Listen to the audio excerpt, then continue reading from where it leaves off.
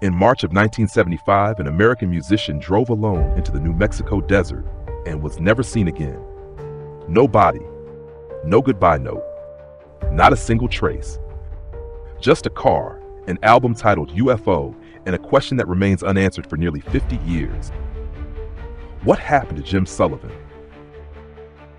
This isn't just a disappearance.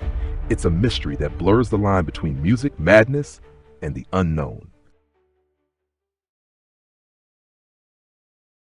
Jim Sullivan, affectionately known by friends and family as Sully, was born on August 13, 1940, in the seaside city of San Diego, California. From a young age, Jim displayed a deep and unwavering passion for music. The melodies of American folk music, interwoven with surreal imagery and otherworldly themes, captivated his soul like an irresistible calling and gradually became the primary inspiration for his future compositions. During his teenage years, Jim was not only a music enthusiast, but also a standout football player at his high school. With a strong physique and natural athletic talent, he had every chance of pursuing a sports career. Yet his true passion always lay in music, specifically in the guitar, which would remain his faithful companion throughout his life. It was during this time that Jim began learning to play the instrument, writing his first songs, and nurturing dreams of becoming a professional musician. Not long after, Jim married Barbara, the woman who would become his rock. Together they had 2 children, Jamie and Chris. While Jim dedicated himself wholeheartedly to his music career, Barbara worked at Capitol Records, one of the most prominent music labels of the time, to support the family financially. She was both his partner in life and his steady anchor, despite the uncertainties and hardships that came with the artistic path Jim had chosen. Jim tried a variety of day jobs to make ends meet, but he could never adapt to the rigid and repetitive nature of office life. He despised monotony. For him, music was the only place where he felt truly alive, a space where he could freely express his thoughts, his inner conflicts, and the metaphysical dreams that had haunted and inspired him for as long as he could remember. In 1968, driven by ambition and belief in his artistic journey, Jim moved with his wife and children to Los Angeles, the entertainment capital of the United States. There, he hoped to find new opportunities and reach a broader audience with his music. The city, teeming with talented artists, also became a place where Jim began forming connections with various celebrities of the era, including actress Farrah Fawcett and actor Harry Dean Stanton. Though he remained largely unknown to the public, Jim's friendly nature and humility earned him admiration within LA's underground music scene. 1969 marked a major milestone in Jim's career with the release of his debut album, UFO. The album, infused with a mystical folk rock sound and supernatural themes, reflected the very essence of Jim's artistic identity. Songs like Jerome and Highways were imbued with a dreamlike quality, at times melancholic, as if Jim were recounting vague visions of another world. Despite its originality and critical praise for its unique voice, UFO failed commercially. Poorly promoted and overlooked by mainstream radio and charts, the album quickly faded into obscurity, though decades later, it would be hailed by critics as a lost gem of American folk rock. Undeterred by the initial disappointment, Jim continued to write and record music. In 1972, he released his second album, simply titled Jim Sullivan. This time he collaborated with a larger record label, hoping for greater exposure. However, the outcome was no more favorable than his first attempt. The album failed to make a significant impact, sales were low, and once again, Jim Sullivan's name failed to find solid ground in the competitive world of music.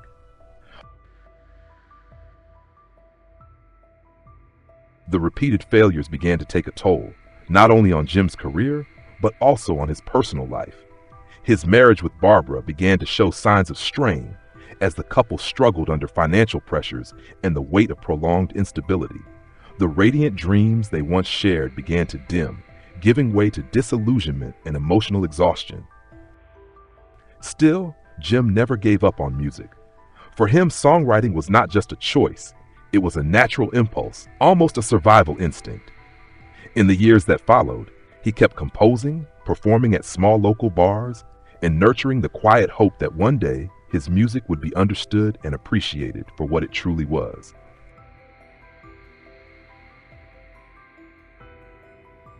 In 1975, Jim Sullivan made a bold and life-changing decision. He left behind his small family in Los Angeles to restart his music career in Nashville, Tennessee. Jim believed that this new land might offer him the breakthrough he had long been hoping for, a place where his musical dreams could finally come true. He set off alone, leaving his wife and children behind, carrying only his guitar, a few changes of clothes, and a heart full of ambition.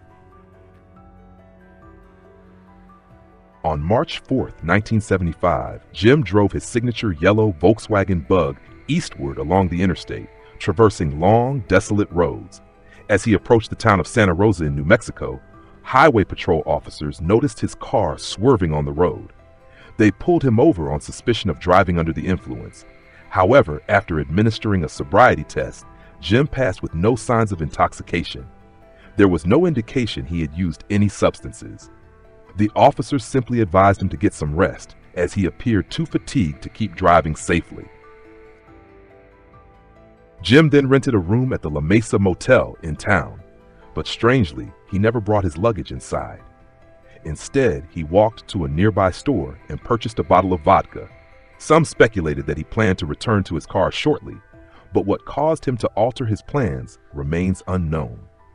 In the hours that followed, Jim was seen driving away from Santa Rosa toward a remote area, specifically the Genetti Ranch, located about 26 miles south of town, near the edge of the New Mexico desert. On the evening of March 5th, Jim placed a phone call to his wife Barbara, a brief but cryptic conversation. He told her, "Everything's okay," as if trying to reassure her.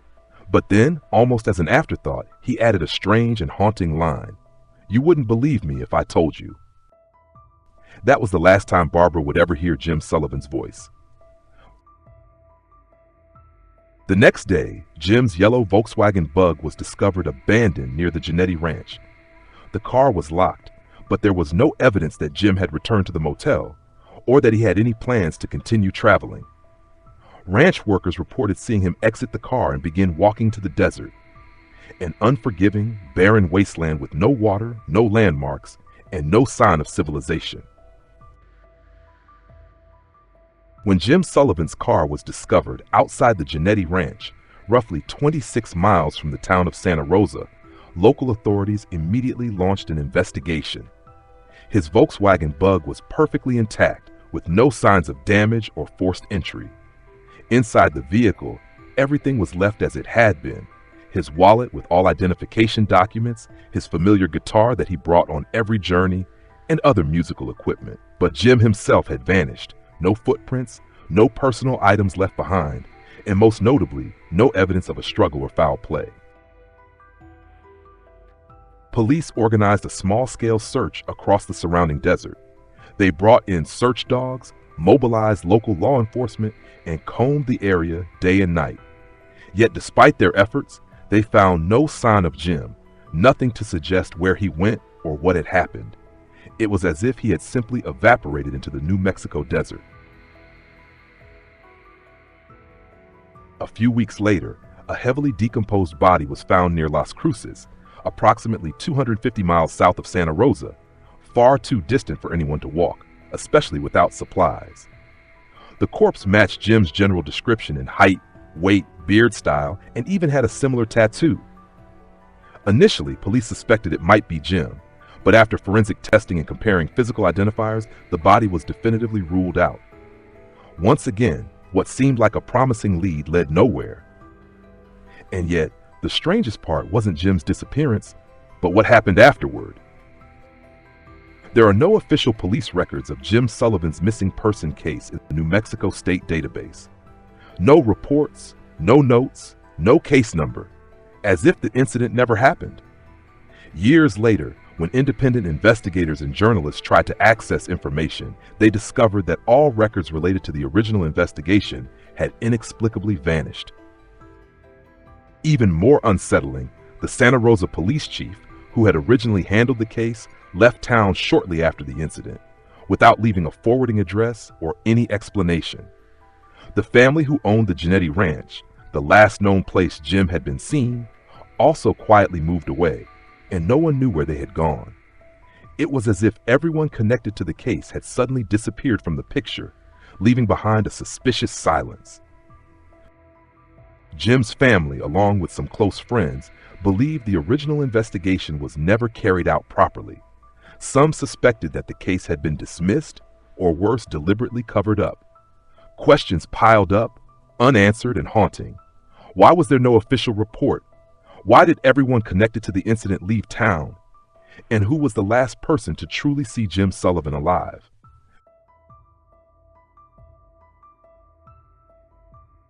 Half a century has passed since Jim Sullivan walked into the New Mexico desert and never returned. While the police found no concrete evidence, countless theories have emerged, ranging from plausible explanations to those that stretch the limits of imagination. Below are the most enduring and debated scenarios. Abducted by aliens. This is perhaps the most famous and strangest theory.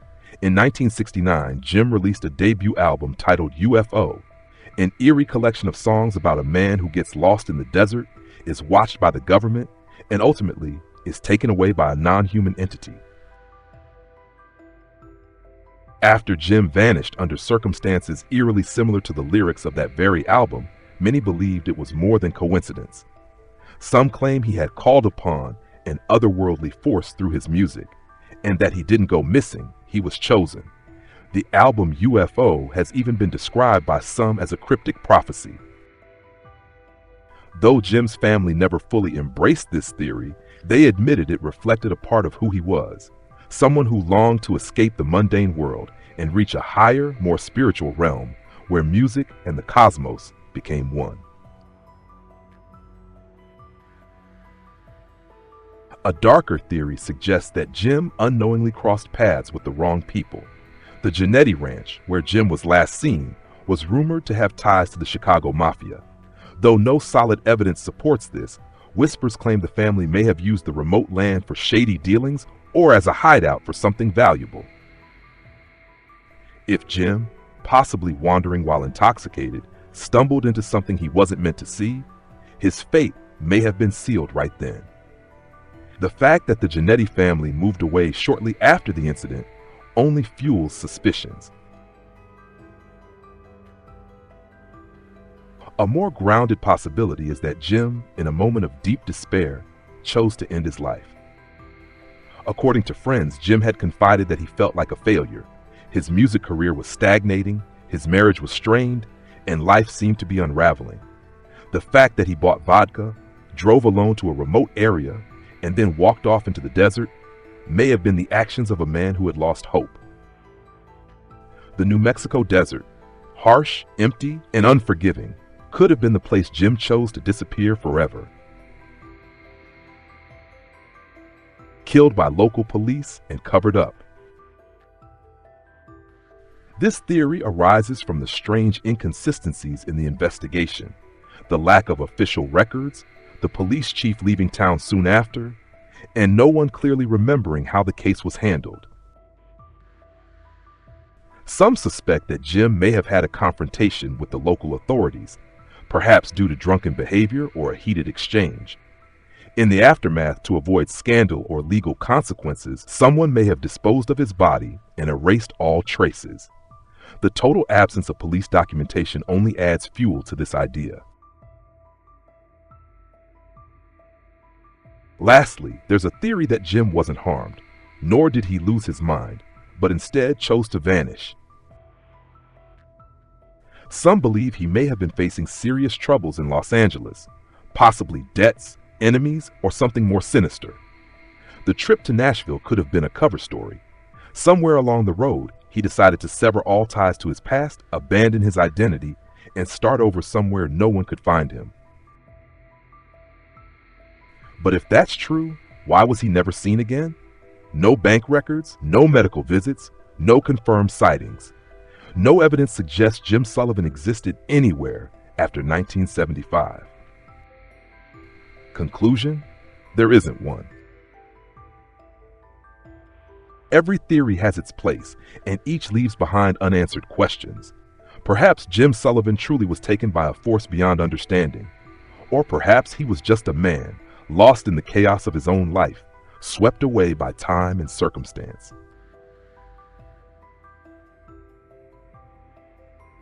35 years after Jim Sullivan vanished into the New Mexico desert, his music, once forgotten, suddenly found new life. In 2010, music producer Matt Sullivan, no relation to Jim, stumbled across the album UFO and was immediately drawn to its haunting, surreal atmosphere, the melancholy melodies, and cryptic lyrics. Captivated, Matt reissued the album, unaware that it would quickly gain cult classic status, praised by fans of indie, psych folk, and even paranormal enthusiasts. UFO is more than just a musical work. It feels like a strange whisper from the past, laced with Jim's own anxiety, isolation, and lingering fear. His deep, mournful voice, the echoing guitar that seems to drift in from another world, the lyrics about vanishing, about things no one believes, about a lone man lost in the desert. Listening to the album after knowing Jim's story sends chills down the spine. But with Jim's posthumous fame came a new wave of speculation about his fate. Some began to believe that he might still be alive, living under a different identity. One tale circulated in private investigator circles. A man with no memory, living in a care facility in Oregon during the 1990s, bore a striking resemblance to Jim Sullivan. Same voice, same stature, same solemn aura. When Jim's family tried to confirm the identity, the trail once again went cold. No ID, no DNA, no solid proof, just another ghost story added to the case. All that remains from Jim's disappearance is an abandoned car, a deserted ranch, and a vast emptiness in the desert. No security footage, no farewell note, no footprints, no final words scribbled on paper, no clues, no clear direction. No one truly knows what happened. Was the tragic end of a lonely artist, or the beginning of a story that defies the limits of human understanding? His story ends not with a full stop, but with a blank space. And perhaps it is that blank space that makes it unforgettable.